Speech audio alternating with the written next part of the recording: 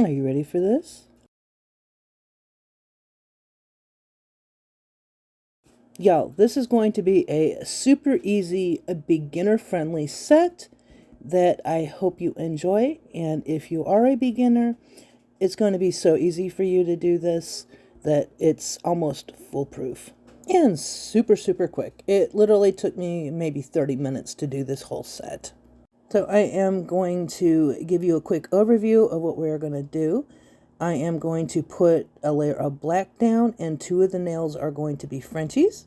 And I will show you how I do the Frenchies on these. Super easy. The more you practice Frenchies, the better you will get at it. But you don't necessarily need to do Frenchies on this set. I just do them because I like to kind of freestyle a little bit. Probably the biggest thing that with this set is learning your timing on your foil gel glue. And it depends on what brand you're using. I particularly use the Beetles foil glue, and that cure time for me is about 2 minutes for it to appropriately work. And if you're using another brand, just experiment with it on curing times until you get it to where it lays down easier for you. One thing I will say is a lot of foil glues, once you cure them, wait until they cool down a little bit before you try to do those foils, because it helps for some reason. So anyway, I'm going to go ahead and give you another little tip when it comes to foils.